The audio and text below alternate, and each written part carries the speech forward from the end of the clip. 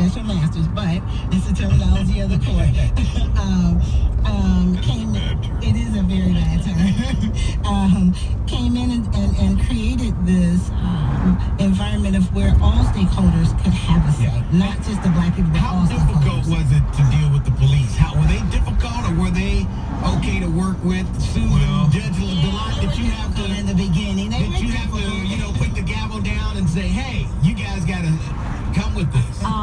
It was interesting because I think, as I recall, Keith Fangman may have been the head of the Fang Man, yes. The Fraternal Order of Police, who may not have been the easiest person in the world to deal with. But the benefit of the FOP was that they had a lawyer by the name of Don Harden, who had been their lawyer for about 30 years. And he really was one of the statesmen of this whole agreement. He brought them in and kept them in and really helped this whole thing happen.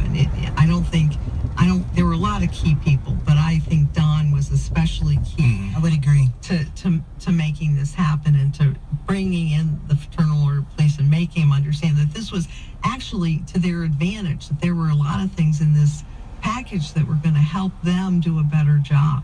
And the way he did that was that he treated this as if it was a contract. He said, you know what, I'm not going to force anything, and Keith didn't force anything. They put it up for a vote. They had a secret ballot within the FOP as to whether to participate in the collaborative, and it passed. So they had a membership majority that said, we want to participate, and that was a good mandate for them. Now, a part of the collaborative was they were supposed to keep track of their stops and things like that. And I think at one point they sort of slacked off on that. Did you hear? Well, we learned very recently about this, and that was very, very disturbing. For the first few years during court supervision, we had the RAND Corporation analyzing all the stops. We had data that had integrity. And then in 2012, apparently without us knowing it and without the MAG knowing it, they stopped using the data. They were still apparently keeping the data, but nobody looked at it. Okay. And we're supposed to be able to know who the outliers are. You work a certain shift, you work a certain beat, you should know whether this officer is stopping more blacks than another officer. And we're prepared to do all that, but somewhere that got stopped. And now they're telling us they're going to put it back online. We'll see. But I think there was some discrepancies there, too. They were not as polite to blacks that they stopped, and they were stopping more. So you did find that out when you looked at it. Absolutely.